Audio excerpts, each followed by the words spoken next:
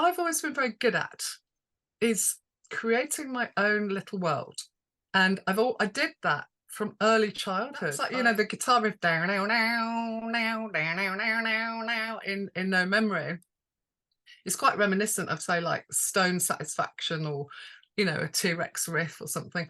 And the Chelsea Hotel was like fabulously dumpy in those days. It hadn't been refurbed, and that's how we wanted it. There's some guy in the next room practicing saxophone, and because he was living there, the pillows stank.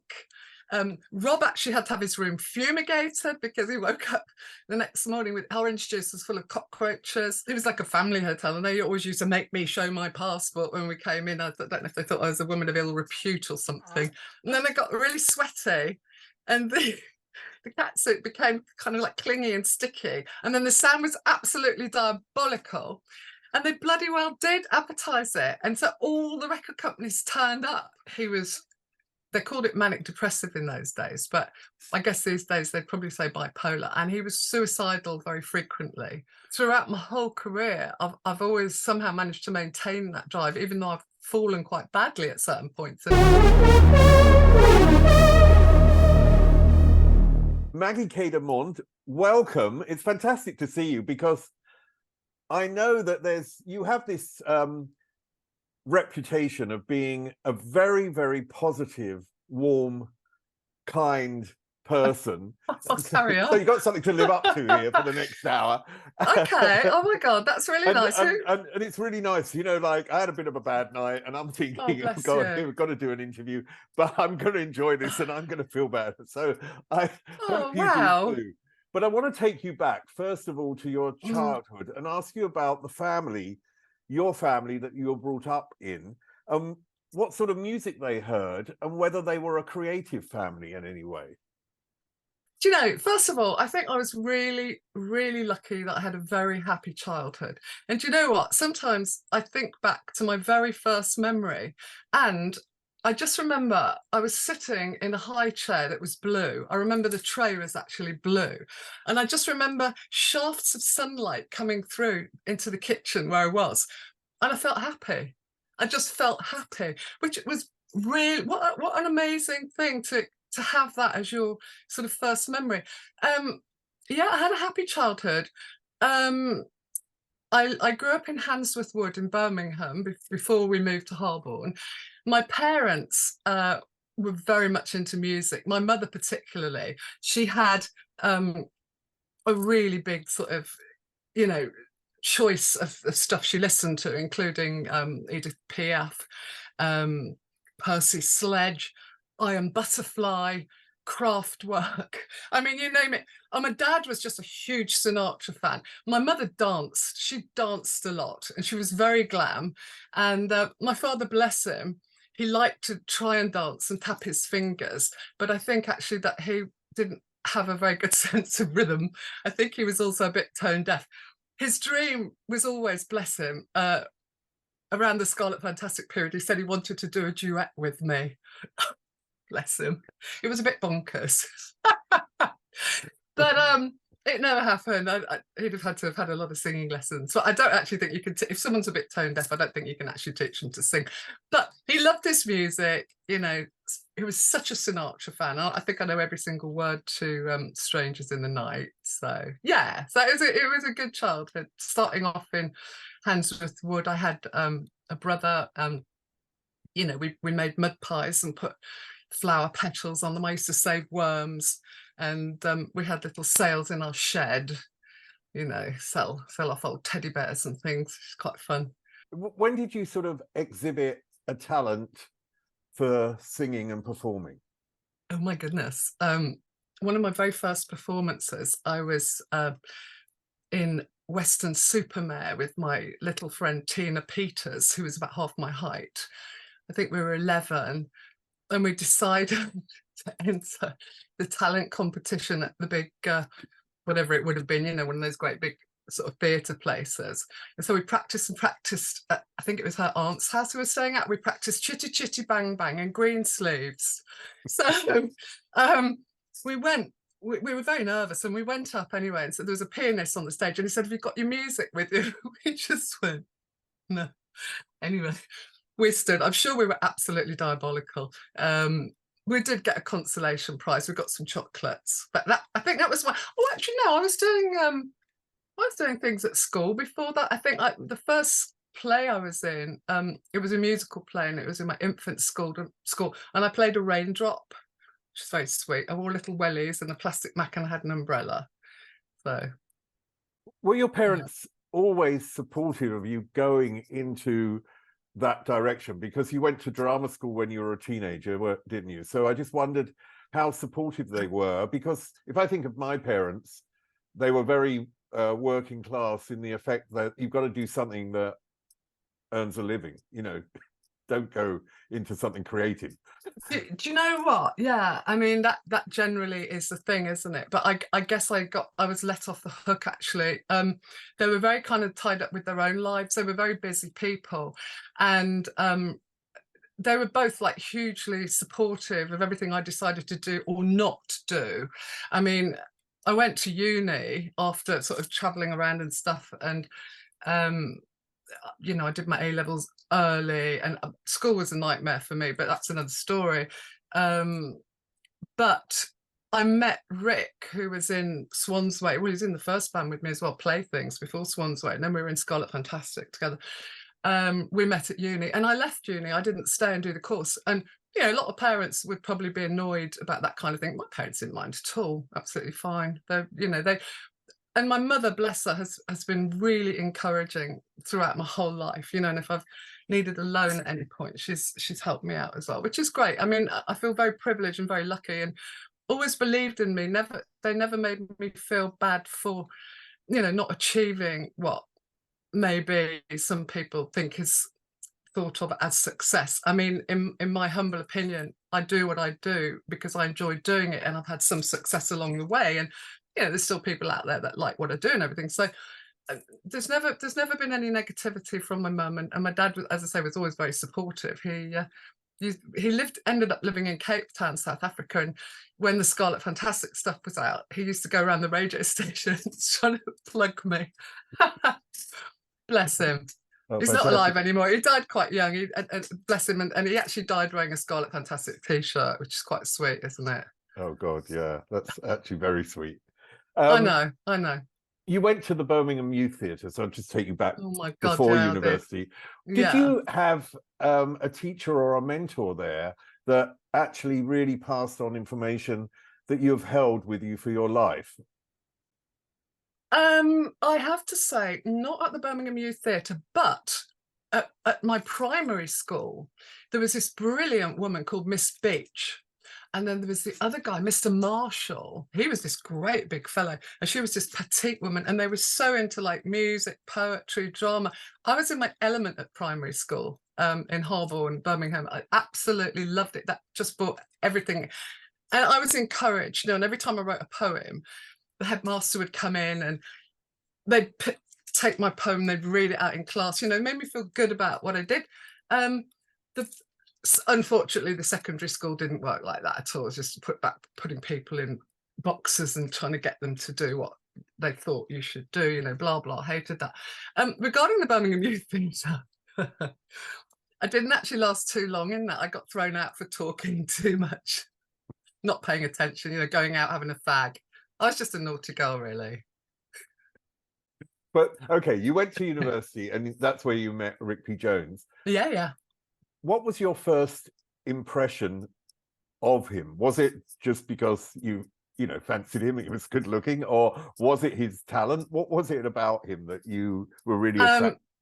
He was actually very fanciful. And even though I'd had a lot of things going on with blokes, you know, boys, guys, whatever, I think Rick was the first person that I actually really fell in love with. And I think he was my first soulmate. And also, he played in a band. He had a band called the Stay at Homes. And I kind of was really impressed with that, because I think I wanted to get involved, you know, somehow in bands and do stuff. And so I think my first sort of rock band experience was standing on the stage with Mary Ann, who is also Giles, he was a bass player, it was his girlfriend. So the pair of us stood there in our leopard skin, and you know, God knows what the singing was like. But we did backing vocals for the Stay at Home. So having said that, way before, I'd say when I was about 14, one of my closest friends, one of my best mates, Shirley, she's still a very close friend. We were at school together. We wrote a song together very much based and influenced by Rock Follies. We called it Gloriana. So yeah. How'd it go? I mean, oh, how did it go? goes, it's the lyrics. I seem to remember Mrs. Moffat's done a bunk. The barb shape made her a punk. She flies higher, cooler, higher in an automatic spin dryer. And I can't remember how the tune goes. If Shirley was here, she'd bang it out on the piano, because that's what we do when we get together. Cheryl gets on the piano and I sing, and we have a right old laugh. So whose idea was it to actually then leave university? Was it Rick leaving and you followed, or was it a mutual decision? Well, the thing was, he was 2 years older than me, see, so, and also, no offense to the people that I was at uni with, because a lot of them are still friends, even though I wasn't there for that long.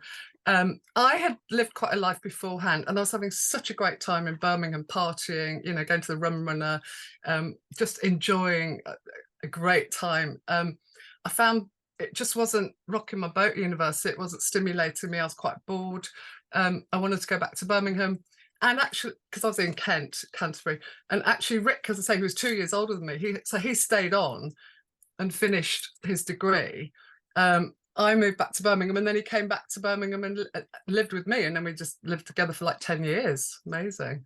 Well, not in my house, but you know, we got our own little cottage. Actually, it was like £5 a week. It was brilliant. So tell me about Birmingham at that period, because there was a lot of music coming out of Birmingham, and it was a sort of a centre during the late 70s, early 80s, wasn't it? It was amazing. And actually on that, yeah, our first band, Playthings, we were on a TV show called Look Here, and Toya and Chris Phipps were presenting. We were on that. Duran Duran had said that we were the other best band in Birmingham apart from them. We knew Duran Duran quite well, because you know, everyone just hung out together, and we supported them. I think it might have been their first tour. There was a lot going on, and actually my brother, bless him, was around at that time. He was a photographer, and he just took photos of everything and everyone, the club scene, fashion, music, bands, and I've just signed a publishing contract to release 3 editions of a book called Duran Duran on Scène. So it's not just all the pics he took of Duran, because he did sessions with them when they were recording their first single, Planet Earth. But it's also like the life that was going on in the Rum Runner. You know, we've got fashion designers like Khan and Bell. I mean, Boy George was around. There's the Scar scene. There was Dexys. There was UB40. There was Steel Pulse. Everyone, and of course, like all of the sort of red wedge type bands, you know, like Au Pairs, and you know, there's so much going on. I remember Roland Gift used to live in my road at one point. Used to get the bus, see him on the bus. You know, everyone was really friendly. I like Birmingham, I still do. Very down to earth place. So it was just a really happening, inspiring sort of cultural melting pot of talent, really. So I loved it. It was inspiring. Well, the bands you mentioned are so diverse in their music. That's what is really fascinating about this. Was it something where you feel you can look back and say, oh yeah, I really gleaned bits and pieces back then from different people? Oh, absolutely, 100%. I mean, the very first band I think we had before Playthings, funnily enough, someone just sent a picture to me, and we were called the Cats, and the drummer sort of did like ska reggae rhythms, and we did a track on an album. I think it was called Live at the Barrel Organ, and it was organised by Brumbeat, who were the sort of music magazine at the time. And you know, it's interesting, there were like over 100 people in that photograph, and there were 3 girls. It was myself, Carol Decker from T'Pau, and a girl called Jenny from the Mood Elevators. And you look at that and you think, my God, you know, that's not good. 3 girls amongst like over 100 guys. And strange. But that was, as I say, I'll probably share it on my social media at some point, because it was a picture taken from way back. I think it was about 1980, and it was yeah. So yeah, and then the Stay at Homes, Rick's band, were a punk band. Playthings, we were kind of indie, sort of gothy, punky, pop. And then Swans Way was like something completely different, meeting Rob Shaw, who we all ditched what we'd been doing before and brought a completely set of different influences to the music that we created as Swans Way. Can you tell me though, this, because Swans Way, with the three of you, there's you, Rick, and there's Rob Shaw. Yeah. And was there a conscious decision with Robert Shaw to make a band, or was there a decision only once you'd met him that you just thought, okay, we've got something here, we can work together? How did that come about? I think the second thing you said, actually, which was, I can't remember why we met Rob, because it is a long time ago, actually. I mean, oh my God, it's what, 40 years or something. I'm grateful I'm still alive, actually, because a lot of people aren't. So, every day, thank you.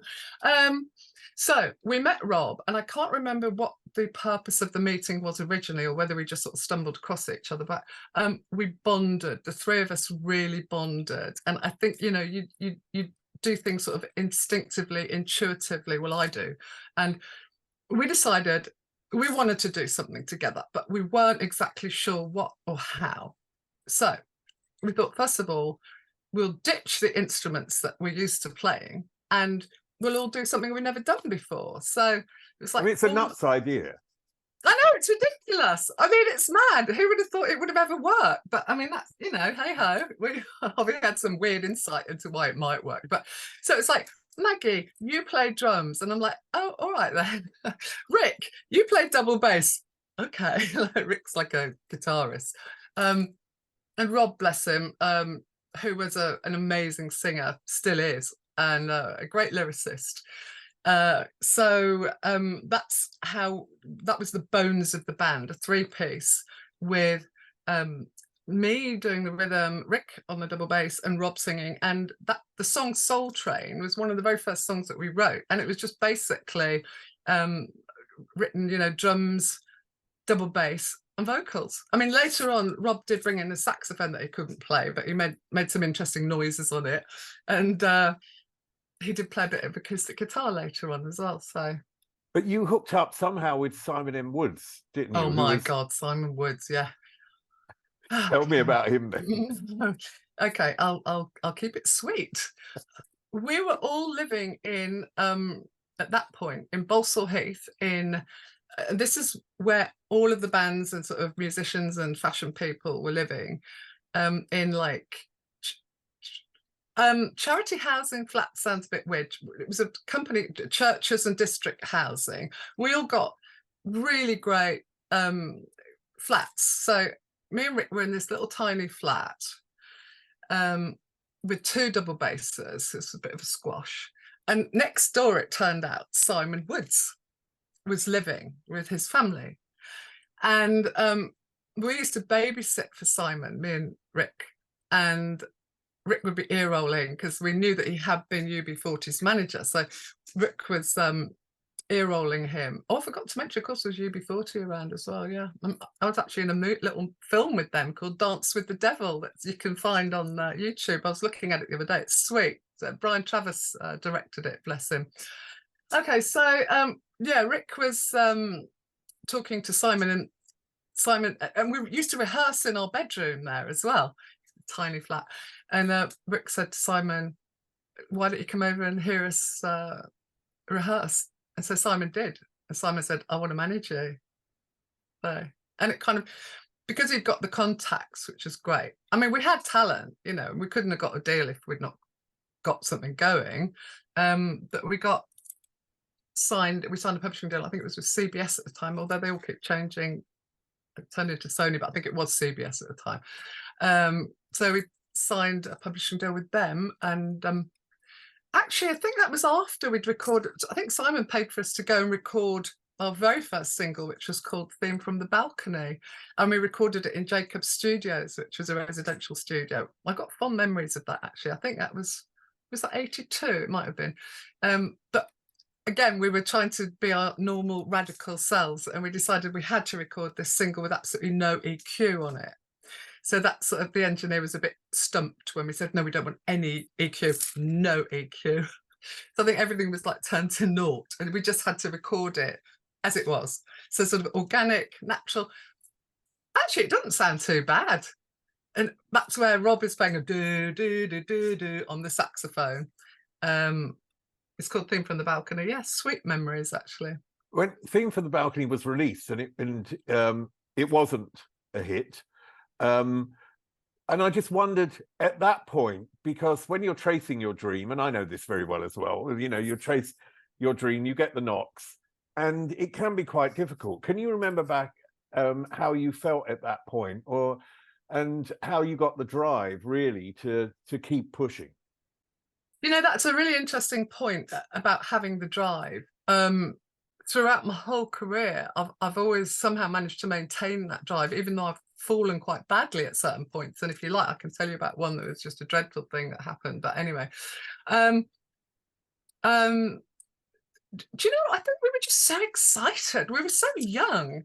I don't think we thought we'd failed. I think, you know, we were just like kids, and this was happening to us. You know, someone had paid for us to go in like a really posh studio and do some recording, and then it got played on the radio. And to us, that was absolute success. And we were, you know, there was a buzz about us in Birmingham.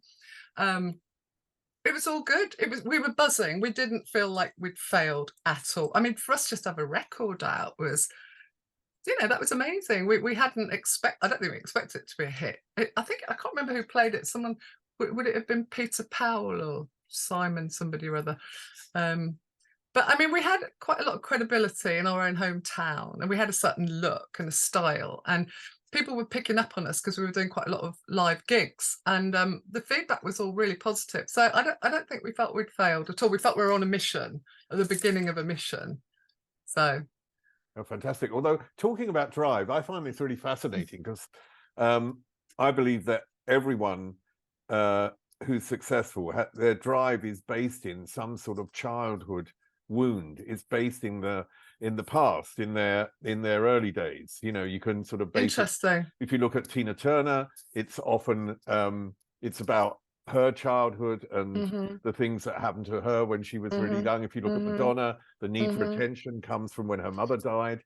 Oh yeah, like I can relate to that. I mean, I didn't go into great big detail about my dad, but they called it manic depressive in those days, but I guess these days they'd probably say bipolar, and he was suicidal very frequently. And there was one time when he failed to do the job properly, but he'd actually parked his car in our garage, you know, and he'd done the whole thing with the exhaust, and he'd locked the door. And my mother just had this kind of premonition thing. She was working and she never used to go home for lunch, but she just felt she had to go home, and she went home and she found my dad unconscious. She arrived at the house and there was like blue smoke coming out of the garage, and she found him unconscious. And I remember, I kind of obviously felt very sad, but I felt angry as well. And then we went to the hospital, and my dad was just sitting up saying, oh, you know, I went on a big drive around, you know, all my favorite places. And then, you know, I just thought, I guess that must feel like a big rejection. I mean, if I was going to sort of psychoanalyze myself, I guess people would say, well, you know, your father was trying to sort of leave you. Maybe I took it like that. I don't know. It didn't. I think what I've always been very good at is creating my own little world, and I did that from early childhood.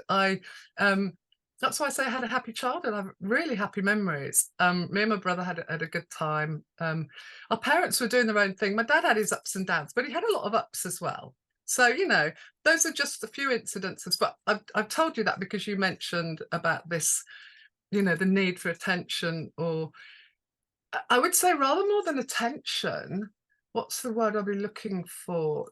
love might be the wrong word. Confirmation, maybe. Acceptance and just to be needed, to not be sort of rejected. I don't know. I'll tell you why the reason I asked that, because I don't want to sort of stress you on a point there, but no, it's fine. It's absolutely fine. My father never had anything to do with me because he didn't want a third child, and my mother was pregnant with a third child. Right, so I never got any. I say any love. It's not true. He did. I'm sure he loved me, but I didn't really feel that from my father. And I think I ended up being a presenter on MTV to get love from the world that doesn't really exist because And so it's like a what's it called? It's like trying to fulfill one of the lack that you have with something else, and that is the drive that pushes you. I think you have a very valid point. It's a very good point, and I tend to overthink a lot of things. I do spend a lot of time thinking, and sort of I come to all kinds of conclusions. But with age comes wisdom, and I mean, I know I'm very lucky to have a very positive outlook, which my brother wasn't lucky to have in that sense either. He was very up and down, bless him. But he was incredibly talented. I mean, I can't wait for people to see all the pictures that he took. They're phenomenal and really something special. But he had problems in other ways, bless him. So I think with age comes wisdom, with experience comes wisdom. And I've sort of rationalized a lot of the stuff that I've been through, and recently as well. My husband died 6 years ago. My brother was killed in a car crash 2 years before that. There's a lot of shit, but it's life. It happens. There's people much worse off than me, but it's how you deal with it. It's what affects your day-to-day life. And I think, luckily for me, touch wood, having a positive kind of streak, but also being able to sort of, realize that you kind of got a choice. Well, I feel I have a choice. I can either sink or swim, and I try to keep things in the moment. I try and not project too much over future outcomes. Just be in the moment. And obviously, as I'm getting older and time is going faster, you don't want to wish time away. You want to. And the bottom line is, I suppose it's like a Buddhist thing or something. It is as it is. Things happen, and they are as they are, and you either deal with them or you don't. And I do have a lot of good stuff in life. I really value my friendships with people. I live by the beach now, which is amazing. I've got a great son. He's a brilliant drummer. My mum, bless her, is still around. She's 92. She lives a couple of miles away from me, and hopefully she's going to move quite close, even just a couple of doors down, which would be really nice. So there's a lot of positive things.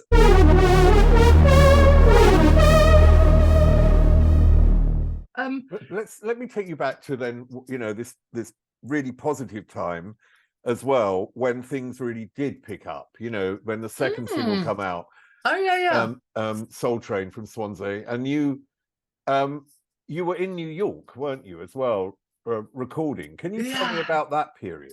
Oh my God, it's amazing. It's like a great time. The first time we went, because we went to work with Mike Thorne, who did Soft Cell and Carmel and Bronski Beat and everything, and we wanted to stay at the Chelsea Hotel, and the Chelsea Hotel was like fabulously dumpy in those days. It hadn't been refurbed, and that's how we wanted it. There's some guy in the next room practicing saxophone, and because he was living there, the pillows stank. Rob actually had to have his room fumigated because he woke up the next morning with orange juices full of cockroaches. And we just loved it. We couldn't stop taking photographs of ourselves and being in there. And we drank our first tequila there, I think, which is amazing. And we got, we were A-listed for all the clubs, and like Grace Jones was hanging out with Dolph Lundgren, and it was all the concept clubs like Area and Limelight and everything, and Pyramid Club. Oh yes, I forgot to mention we were working as well. We were recording music. Mike Thorne was fun to work with. He got in the Uptown Horns. They were a great horn section. yeah, it was just a buzz all around. I mean, you know, any excuse. We were flown over. I guess it would have been business class or first class, and there were these like kids from Brum dressed in rag market clothes, and you know, my fake white fur coat, and of course it was fake because I wouldn't have wanted to wear real fur, but you know, looking down at my shoes, they were actually gaffer taped together.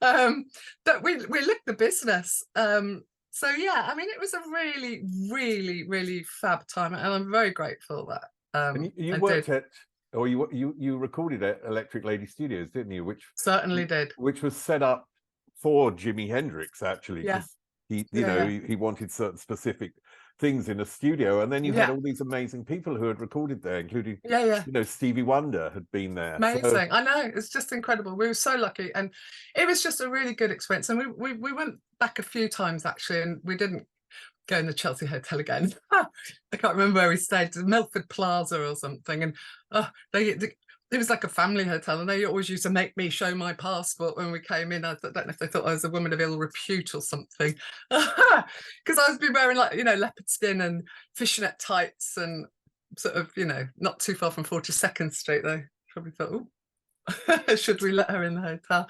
I don't know, but yeah, no, it was good. It was good. Good, great time to be in New York, mid 80s. Yeah, good. And you mentioned being on tour with Duran Duran, and around the time of Planet Earth. Yeah. Now, I just wondered what that tour was like, and what your impression. I know that you knew them, but they were young and a bit green, presumably back then, and also when you see a band, you're never sure about their longevity. You're never sure about where they're really going to go in the world and what they're really going to do. And they've been one of the bands that oh my God, I think I know, have surprised everyone with a massive longevity. Yeah. And been creative throughout their careers. How did you view them back then? What were they like? I'll tell you a funny story, and I'll try not to mention any names because it wouldn't be fair on the person that said it. But there's a very cool dude in Birmingham who was also in bands, you know, who did quite well.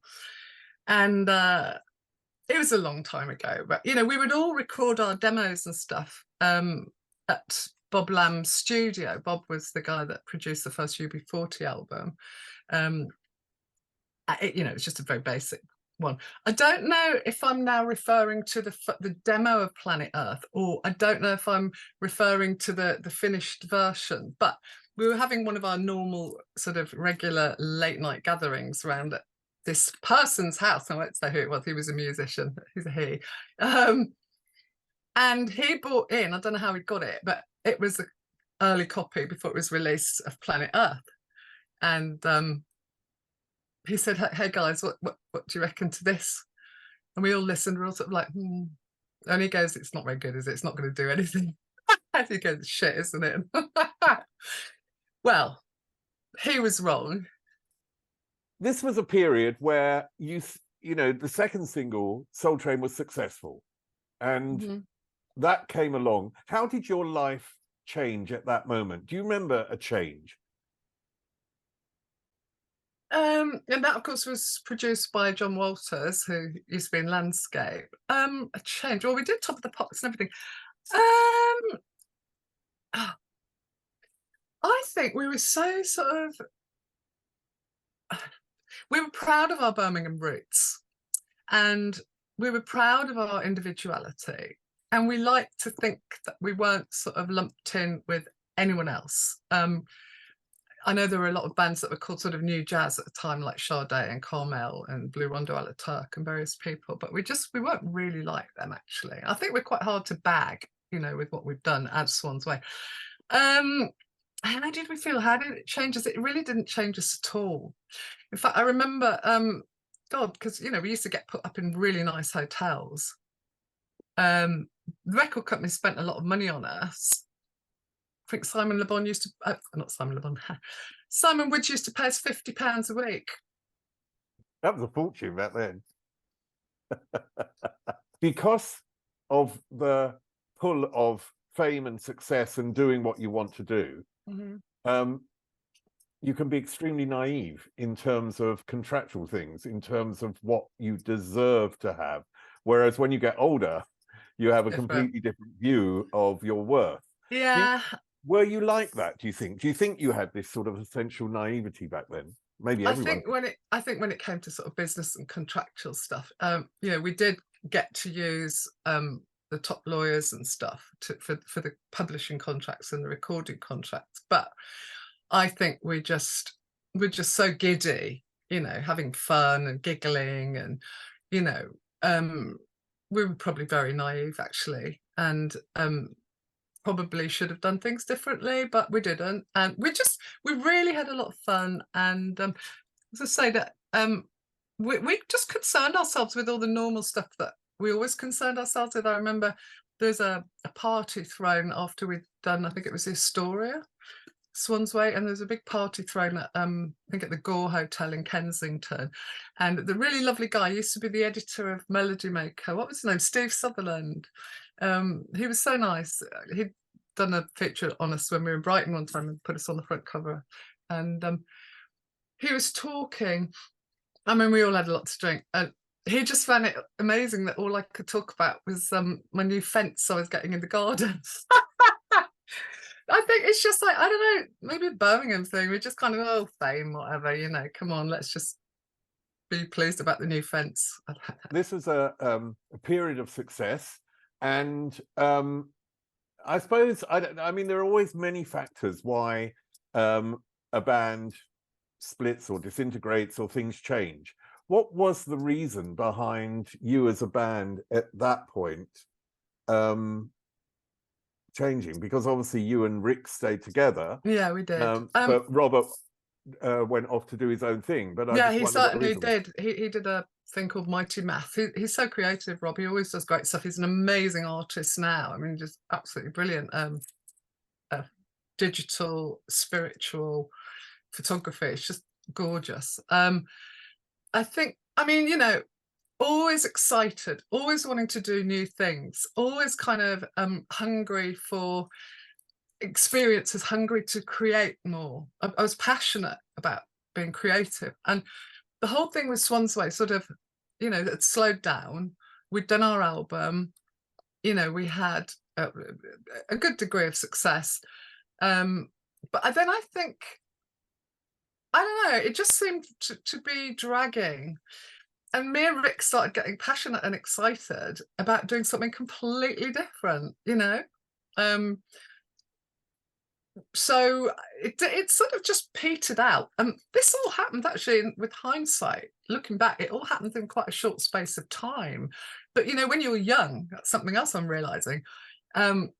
Time has a completely different meaning. You know, 1 year when you're young is like a really long time, whereas like 1 year now it's like, oh, where did that go? You know, and you're putting things in the diary for like next autumn or next winter, not this year, but 24. And it's like, it's a whole concept, you know, you have to adjust your reality. I have to adjust my reality completely about living on the planet at this point. But so yeah, it just was kind of a natural progression how it fell apart, and very amicable. Nobody was upset with anyone. And me and Rick just decided, let's start from scratch again. Let's do something completely different. And I'd been doing backing vocals in Swans Way. And then, you know, on some of the songs like Illuminations, singing with Rob on choruses. But I wanted to kind of really find my voice as well. I wanted to hone it down and be creative in a different way to how I had been creative in Swans Way. So me and Rick decided to do something completely different. He went back to his guitar. What sort of music do you think you were influenced at that point that you actually decided to go in a slightly different direction? We were listening very much to Nile Rodgers and Bernard Edwards for the grooves. We were listening to Grace Jones a lot. Oh, Sister Sledge, believe it or not. I hate to say it, but we'd always been fans of Carrie Glitter. T-Rex, obviously, always loved Bowie and Roxy. So it was the glammy stuff, you know, the trashy glammy stuff with grooves. So we were kind of coming up. That's like, you know, the guitar riff down now in No Memory. It's quite reminiscent of, say, like Stone Satisfaction, or, you know, a T-Rex riff or something. That was important for us, but also I had to find a vocal style that I really liked. So I think I tried mixing a bit of probably like Grace Jones, you know, obviously primarily myself, but I took influences from different people. And yes, I think that, who else are we listening to? I'm wondering. I think that's about it in a nutshell, really. That was it. Yeah, and we bought a very early like little 4-track setup, so we could do stuff at home ourselves, which was perfect. That was new. Everything was, you know, you couldn't really do that in Swans Way. But a couple of years later, there were these home recording setups, and Rick learnt to program, and he ended up being very good at that, actually. So that's how we started. So was this a point for you to really get into writing as well, much more? Did that push you in that way, just purely because, you know, you had the equipment? Well, I mean, a lot of the Swans Way stuff, actually, you know, quite a lot of the lyrics I'd written as well with Rob. I'd played keyboards before when I was in Playthings, but yeah, I mean, Rick was really good with the guitar and the chords and everything. Although I put, you know, chords together as well for songs, but the lyrics were really mine and the vocal melodies. We worked very well together, and I actually found the voice I wanted to use. I found it for No Memory demo. That was a breakthrough for me. That was what do they call it? One of those moments. Light bulb. Yeah, something like that. I remember actually I'd gone to the little Indian shop at the bottom of my road to buy a pint of milk, and I was going to come and sing. After that, I was going to come and sing the main vocal on No Memory, and I was quite nervous, thinking, how's this going to sound? And I went and did it, and I always remember that, and it sounded good. And we started playing it to people, and they're like, wow, this is really good. So that really inspired us. We did 3 songs, first of all. I think there's Rhythm of Resistance, No Memory, and Plug Me In. So, was this when the Tube, the British TV program, got interested in you and coming to do a little small film thing? No, we went to Newcastle. I love that piece of film footage. That's one of my favourite, actually. How it happened was because we'd obviously had some success with Swans Way. So, you know, I was in a position where I could actually pick up the telephone and phone up people, producers at Radio 1, and they would actually, you know, the secretaries would put me through. And so I sent that early demo. It might have been to Mike Hawkes, I seem to think at the time, possibly. And he absolutely loved it. So Radio 1 session was the first thing we got. That was the first sort of Scarlet Fantastic breakthrough. I think we got a phone call from Jazz Summers as well at that point. He'd liked it. The Tube got in touch. Jazz Summers, of course, Wham. Yeah, with Son and Napier Bell, and also just got the married late to Jazz Summers. Yeah. Just to say who he is. That's yeah, of course, absolutely. So then, we went up to Newcastle, and they said that the guy who'd made Elvis Costello videos was going to make our video, and they said, have you got any ideas? And I just had this idea. I just said, yeah, I want to be surrounded by like large mirrors, and I want it to be kind of a bit psychedelic and moody, and he just got this whole idea. He just clicked, and he had some other ideas about going out in the hills outside of Newcastle, and he got me to wear this skirt that was like a screen, so he could project stuff on it. So he projected a picture of Rick playing the guitar onto my skirt, and it was quite an artsy idea, and it just came together beautifully. And I mean, we didn't see it before it was released, and I remember, you know, you're thinking, oh my god, what's it going to look like on the telly, you know? And oh my god, I saw it and I was like, oh god, oh. And then my friend started phoning me up, and it's like, you look great, it's fantastic, I love it, you know. And so that was really good. That got quite a buzz going for Scarlet Fantastic. But I have to tell you, you know, I said earlier on in the interview about one of the worst moments ever, about you really think you've blown it. Okay, so we did this video for the Tube, which was on, you know, which is still on YouTube now. It's brilliant. It's one of my favourite. And we did it to the demo before we recorded the finished version at Pete Waterman's studio. That's another story. But so we obviously had got a buzz going about this because it was a really good little piece of film. So we were going to do some gigs, and we were going to do this secret warm-up gig at a college in London. And we said to them, do not advertise it. You know, this is like a secret gig.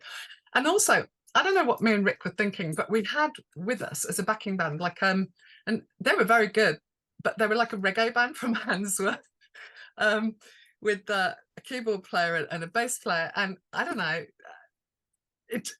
and so this place was really, really hot.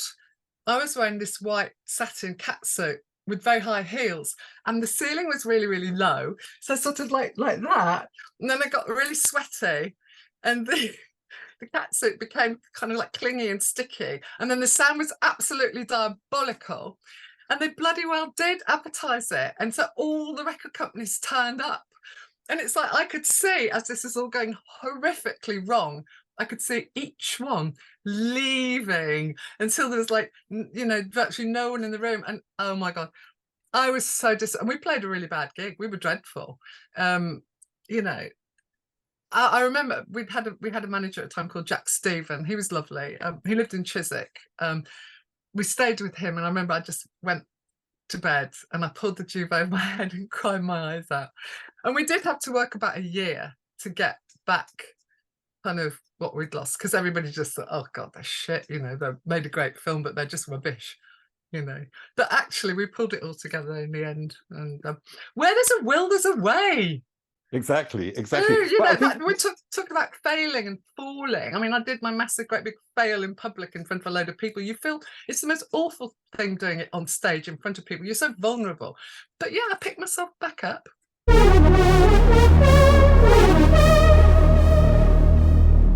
A lot of people that you work with, you seem to crop up again in your life. You mentioned about recording, going to PWL and working with Pete Waterman, who you worked with later. You mentioned John Waters from Landscape.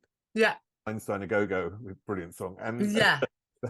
And working with him, and then working with him many, many years later with the second Scarlet Fantastic album. But before we get to that, let's go to PWL and your introduction to that. And this, what was then just going into that period where it became the biggest music factory, wasn't it? It was just the most amazing, successful production unit in that era. Yeah, they were. And they did incredibly well. It wasn't the kind of production that would have suited Scarlet Fantastic. So when we got involved with Pete, we said we want to kind of produce it ourselves, but we'd like to use, you know, your engineers here. So there was Rick, myself, a guy called Daze Washburn, and a girl called Karen Hewitt. And we did it on the night shift. What had happened? Our manager at the time, Jack Stephen, who's a lovely guy, he used to be an A&R at I think it was Sony, and we'd gone and played him a Scarlet Fantastic demo, and he absolutely loved it and said, I'd like to manage you. So the initial introduction to Pete Waterman came through Jack. And so Pete heard No Memory. I don't think he was convinced by it, but he said, look, I'll give you kids the studio time. You know, it's a larger than life character as Pete Waterman. He'd be there in his cowboy boots on his throne with his missiles in his office. So he gave us this downtime in the studio to go and record No Memory, and we did. We had great fun doing it. Happy time. And after that, he absolutely loved it. He said it's a dog's bollocks. So, you know, he absolutely loved it. And because he was kind of behind it, and they were so happening as a you know, PWL, everyone wanted to be involved with them. So he set up a couple of record company meetings, and we were very lucky. We were wined and dined, and we were given a choice of a couple of labels that we could sign to. And we chose Arista. We really liked Jeff at the time, who was the managing director at the time. So yeah, that was a good time. And then we carried on to record the rest of the album at PWL, and as it was produced by Rick and Days Washbourne and myself and Karen. Karen did some of the mixes that still carry on, you know, that people still play. Someone said at Carcassonne last year that No Memory, the extra sensory mix, they said was the biggest record there. And in fact, some guys are actually doing another remix of it. It seems to go on, and it's great. I mean, yeah, it's good, no complaints. I mean, did that really, I mean, in the early 90s, I think it was when it really kicked in, wasn't it? As the club hit. Yeah, it became quite a big thing in Ibiza and, you know, the lyric scene, and also in the clubs in England, especially in Liverpool. And because Andy Weatherall had picked up on it, you see. Andy Weatherall had discovered this little gem, No Memory. And I think it became the hedonistic song for everyone. You know, we have the sun in our hair, moon in our eyes, and we just don't give a damn because we're free. Everybody loved that and still does, you know. And at my very best, that's what I like to believe that I can be, you know, free, because we have a lot of crap in our heads, and you know, we just don't give a damn because we're free. The sun in our hair, moon in our eyes, that's nature helping us to feel free. It's getting out of the head into a bigger thought process to do with the universe. And yeah, I'm going hippie on you now, by the way. Okay. But that's and I'm so happy that that feeling that I had for that song has what's the word? It's transmitted. It's been caught by people. People have made it kind of their song as well. You know, it's helped them through hard times. A lot of people have told me that, that's the best thing ever. If just having done that once in your life, it makes it all worthwhile. So that's fantastic. That's really a really nice thought and a really nice thing to have achieved, I think. Yeah, I'm very proud. About Leaf, because was this around the time that you met him? Leaf. Yeah. Leafy Tree. He's my cowboy guardian angel now. I just wrote a song actually called Cowboy Guardian Angel. I've just recorded it for my new album, which will be out next year. Leafy Tree, bless him. He was from Virginia. I met him in a bar in Dublin. I was actually living with someone else at the time, an Irish guy. Bless him, he was lovely as well. But Leaf walked into the bar, he got his cowboy boots on, spurs, cowboy hat. I think I'd always had a bit of a dream about meeting a cowboy. So, and he seemed to be the real deal. He got this drawl. I remember one of my girlfriends a couple of weeks later when we scarpered and went to Birmingham for a little bit. She goes, God, she goes, going into a hotel room with him must be like going into a hotel room with Elvis. So yeah, I met him supposedly to write songs with, which of course is what we ended up doing. But of course, a passion sort of developed quite quickly. We were very young, very, very young still. And yeah, so we went via London, via Birmingham, and then booked a flight to Turkey and sort of said our spiritual vows, and were married for 27 years. It's a long time, isn't it? When did you know that he was the one? Instinct. Intuition. Yeah. Wow. Yeah, I've been like that a lot in my life, and I think I still continue to be. So I'm hopefully I've got a good radar. Well, I did in that case. I mean, it wasn't always easy. Of course it wasn't. Nothing ever is, you know, love isn't easy. But I felt that he was meant to be a part of my life. And I'd also had these really sort of interesting dreams and sort of stirrings before I met him. And one of the dreams was this big, I saw this big canvas with a blue background and this big eagle on it. And when I met him as well, he had like an eagle on his jacket. So I was thinking this is like a sign, but also like the American thing as well. Yeah, I don't know. We just kind of knew, you know, you throw yourself into a situation, and basically we ran off together. Well, he, I think, had a partner in, or still possibly did, in San Francisco. And I thought I was in love with this person in Dublin. And, you know, I'd got my house full of stuff there. I'd got my piano there, all my plants and everything that I'd had for years when I was living with Rick. And so just scarpered. And my mother actually said at that point, she asked one of my friends, she goes, is she mad? Has she gone mad? And in the end, obviously, it all worked out, and my mum ended up being very fond of Leif. And he struggled with his health throughout the whole relationship. He struggled. But in 96, he was given the gift of life. He had a liver transplant. And then, you know, he lived for 21 years after that, which is quite amazing. And then we had a son in 2000, who's now a big lad, 23, drummer, brilliant drummer. I probably mentioned that earlier. Sean Vincent. So I don't know, it's kind of, you just think somehow, I sometimes think that we have this sort of destiny trail that we're on. And that you have to sort of be open for things to work out the way they're supposed to. And sometimes the only way you can know how is intuition. You have to trust it sometimes. And that's kind of what I do. So, and I still do. But you worked together. You worked together, wrote songs, and you had a deal with Pete. Yeah. Well, what happened? What happened was this. Because I met Leif in 90. We very quickly recorded an album. We wrote a load of songs together. Very creative relationship. We wrote a load of songs together. We rented this little cottage out in Shropshire, which is gorgeous, surrounded by sheep.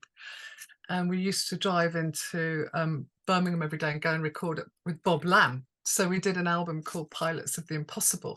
And then it was at this point, end of 91, early 92, No Memory was getting really popular. You know, people were telling me, oh, it's selling, you know, original copies are selling for like hundreds of pounds and, you know, blah, blah. And so this is all good news. And so I was just in my little country cottage. I wasn't really aware of what was going on. And so I thought, oh, because we needed a record deal. We needed, you know, we'd done this album. So I thought I'll phone up Pete Waterman. So I phoned up Pete Waterman. He was like, yes. He goes, come in, have a meeting, you know. And bless him. I was later told by an American manager I had, interesting story. Pete said at a later point, oh, he'd got us a secret detective out looking for me, which I thought was interesting. But my manager, Bud Prager, at the time, he used to manage Foreigner, the late Bud Prager, but bless him. So that's what Bud told me a few years later. But anyway, so wait. What was he looking for with the secret detective? He was looking for me to find out where I'd gone, apparently. Oh, right. So apparently, this is the story. As you know, who knows? I mean, he told Bud later that he had been looking for me or had a secret detective out looking for me. Unless I've got it wrong, but I seem to remember that story. Okay, back to what I was saying. So we went in to see Pete, me and Leif, and we played Pete a demo of 3 songs that we'd done. And Pete just goes, you know how good these are, don't you? Of course, we were loving all of this. And we went, yeah. He goes, well, you know, don't you? I said, well, yeah, we know. He goes, I bet a lot of people don't see it, do they? And we're going like, he goes, so what do you want to do? And I said, well, we'd like to come in and, you know, record a single. He goes, come in and do this, you know. And he sort of opened his arms wide, you know, come in and do what you like, you know. We're like, wow, you know, this is really good news. So we moved to London and we signed a publishing deal with All Boys Music for our Kale and Kale stuff, because it's spelled K-A-H-A-L. That's my married name, Cahal. Pronounced Kale. Well, Leif said it was, but I always say Cahal, but anyway, whatever. So we signed a deal and we worked with a brilliant guy who's a very dear friend of mine called Barry Stone from Jules and Stone, and he's produced so many people over the years. He's become quite a successful producer. So we worked with him, recorded loads and loads of songs. We were actually with Pete for about 3 years. And he sent us up to a studio in Manchester and he goes, go and hang out with Oasis. I think he was trying to find this sort of perfect sound for us. I don't know. He was going through an interesting period at the time. He'd signed Dead or Alive as well. And I think everyone was getting a bit frustrated because, you know, he'd apparently got, you know, these bands signed and he didn't seem to be doing an awful lot. He was kind of involved. I mean, I love Pete and I would never say anything negative about him, so I'm not. He was a great guy to work with, very creative and funny. And he had said originally, you know, he saw a gap in the market for me and Leif as like the new Eurythmics, this, that, and the other. You know, and we had a really good record deal, actually. Financially, it was amazing. and we did a lot of traveling as well as recording. And more recently, the songs are actually available as a little compilation on, you know, you can download. Show Me No Mercy, it's called, which was the song which everyone seemed to, that was the more PWL type song because we co-wrote it with Mike Stock. It's called Show Me No Mercy. It's a catchy pop song. It's good. It's there online if anyone wants to download it. And that's a Kale and Kale. I've called it Scarlet Fantastic as well, because then people will kind of know, you know, who it is and where it is and whatever. So yeah, me and Liv, we wrote loads of songs. And then after that, we went through various scenarios, and then we did an album. Well, we had Sean, you know, in 2000. Oh, and we ran a nightclub in Notting Hill. I know, this is mad. This is absolutely mad. So I know. how do you get to run a nightclub? Well, Leaf was a country rocker originally, but you know, back in the States, he used to support his music by bartending, and he was like a brilliant bartender. So he managed a couple of bars on the Portobello Road. There was the ground floor bar, and then there was the other one. I can't remember what it was called, but I used to put on Maggie's music nights. So I would sort of source local talent. I ran this little ad, I think in NME or something, and I used to say, "Oh, send us your demo," and you know, and I found some really good talents actually, some great people. Gosh, I'm just trying to, off the top of my head, I can't remember, but a couple of acts that have gone on to do quite well. Richard Norris from The Grid, you had the Chemical Brothers, didn't you? Yeah, absolutely. The Chemical Brothers did a party there. I mean, but so what happened was, because we got quite a little bit notorious around Notting Hill, an opportunity came for us to invest in with a Swedish guy and some Moroccan guys in this sort of underground club type place. So yeah, so we put music on and had bands and had parties. I don't think the legalities were all in place. I think we had a music license for like a duo. But you know, we'd have full bands on and everything. It was all a bit naughty of us, really, but what the heck, we did it. And then actually, yeah, that was baby time as well. I think I remember, because smoking was legal in those days. You could smoke in places, and I remember I had this little sort of, I used to call it my bubble, that I pushed Sean around in when he was a baby, because I'd take him down to all the sound checks. So he grew up with thumping bass going through his little baby body, and there'd be like this plastic cover you could put on with the air conditioning in the little baby buggy. So I wouldn't feel bad if people were smoking down there a bit, but I'd only have him there for the sound checks. I'd make sure that he'd go home with a nice Swedish waitress babysitter. I want to get back to Scarlet Fantastic, because when I mentioned John Waters, then again in 2016, you released the second album. Back to Leaf again. We did, the first album we did was Mighty K Club Silencio, and we did a collaboration with Krabby from Pop Will Eat Itself. And then what was the next one? Oh, and then I did a Maggie and Martin album with Martin Watkins, who was the keyboard player for, I'm going in chronological order here, he was the keyboard player for Mark Almond, and still is. And we did a lovely album. I'm very proud of it. It's called Union. In the meantime, Leaf did an album. Sort of, he wanted to do his more country stuff, which it's a great little album. And then, yeah, me and Leaf together in 2016 recorded, and it was very therapeutic for him, because he was very unwell. And I'd say from about 2015 2016, focusing on making an album, the music, you know, the distraction of focusing on that and not focusing on his health issues, it was really good. It was very therapeutic. And it wasn't John Walters that was involved with that one. It was one of the songs on it was a co-write with Mike Thorne, from you know, the producer in New York. I'd been in New York in 2014, and I'd visited him, stayed with him, and we'd written together a song called Beyond Pluto. And me and Leaf recorded it and put it on the Reverie album, which is the one that was released, I think, 2016. So actually, the album I'm recording now is kind of a natural progression from the Reverie album. And one of the songs so far is a co-write with John Walters, because we did get together and we wrote a few songs together. And one of them, a tango, it's called Berlin Room, is a co-write with John. And I might put another one or two on, I'm not quite sure yet. I've done about 7, waiting for 3 of them to be mixed. And then I've got about another 2 or 3 to do. So it'll be done next year.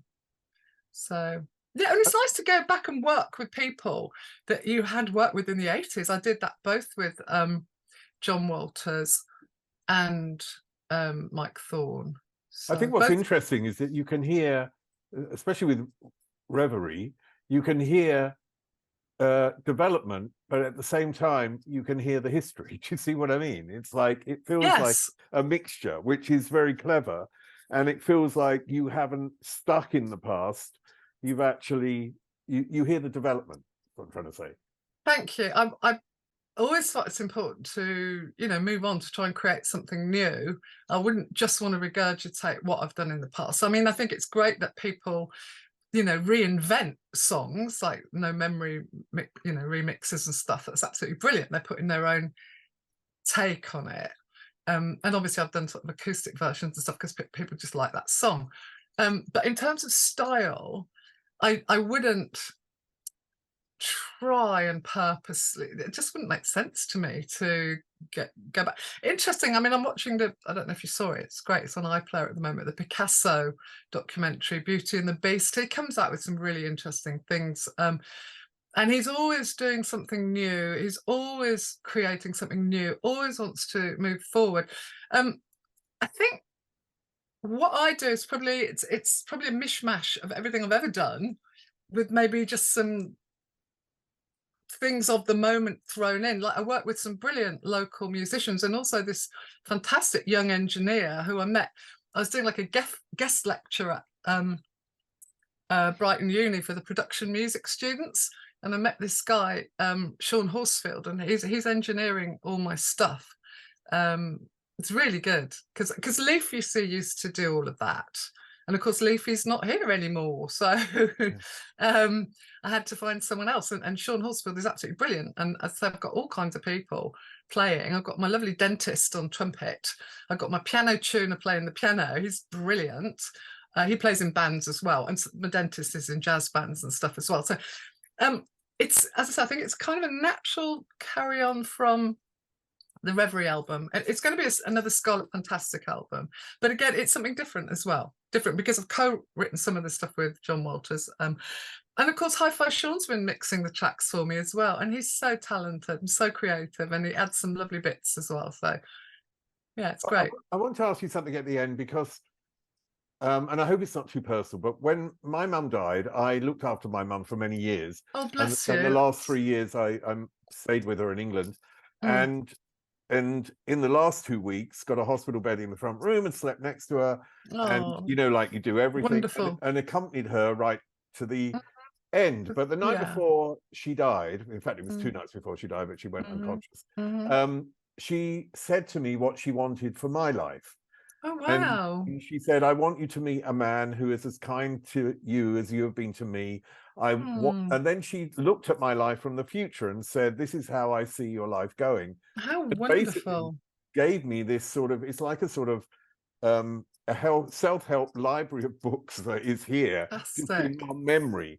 And it left me with this amazing positive thing that I hold with me in my life. And when things go wrong, I always depend on it and look at it. And I just wonder, because you had, which was clearly, I think you said 27 years, you had a very long, loving relationship with your husband, Leaf. He wasn't always easy. Don't forget, he was a cowboy.